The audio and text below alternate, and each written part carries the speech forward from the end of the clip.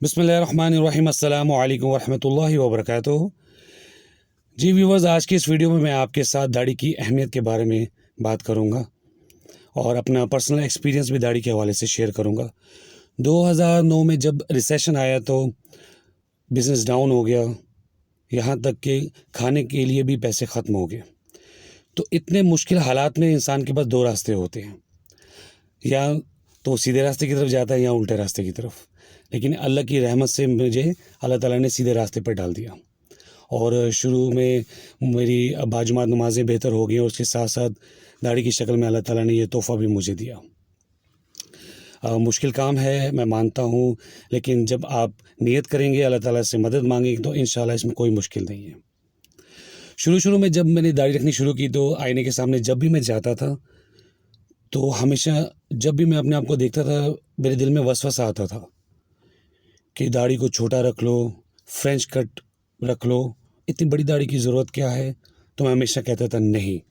तो तकरीबन 6 महीने तक ये वसवसे मेरे दिल में आए और उसके बाद वसवसे आने बंद हो गए और आज आपके सामने हूँ।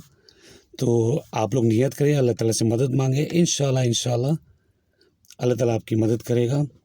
देखिए, हज़रत यूसुफ़ अलैहिस्सलाम के बारे में आप लोगों ने सुना होगा, पढ़ा होगा कुरान में।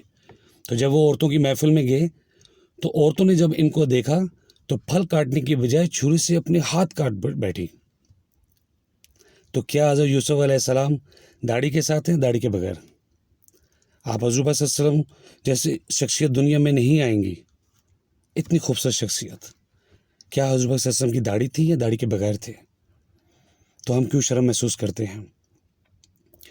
बज़ाहिर औरत और मर्द का ये अल्लाह ताला ने कुदरती एक फ़र्क रखा हुआ है, ये नेचर में है इंसान के। आप रोज़ काटें, रोज़ आ जाएगी। तो लिहाजा इसको रोके मत, इसको आने दें और नियत करें, इंशाअल्लाह अल्लाह ताला मदद करेगा। आपको एक मिसाल में देकर समझाता हूँ। जैसे स्कूल के ज़माने में जब हम स्कूल जाया करते तो हमारा एक आईडी कार्ड होता था। तो जब आईडी कार्ड नहीं लेकर जाते थे तो हमें स्कूल में एंटर नहीं होने दिया जाता था। तो क़यामत के दिन हमारी आईडी जो है वो हमारी दाढ़ी भी हो सकती है। और हदीस में भी आया कि जो मोमिन है वो अपने सजदों के निशान से और अपने वज़ू के नूर से पहचाना जाएगा। और नो डाउट दाढ़ी भी मोमिन की एक पहचान है। तो काइंडली मेरी रिक्वेस्ट है कि आप लोग दाढ़ी को रखें और अल्लाह ताला आपकी मदद करे। उम्मीद है कि ये वीडियो आपको पसंद आई होगी। इंशाल्लाह नेक्स्ट वीडियो में नेक्स्ट न्यू टॉपिक के साथ आपके सामने हाज़िर होऊंगा। तब तक के लिए मुझे इजाज़त दीजिए। अस्सलामु अलैकुम वरहमतुल्लाहि वबरकातुहू। सुब्हान रब्बिका रब्बिल इज़्ज़ति अम्मा यसिफ़ून व सलामुन अलल मुरसलीन वल्हम्दुलिल्लाहि रब्बिल आलमीन।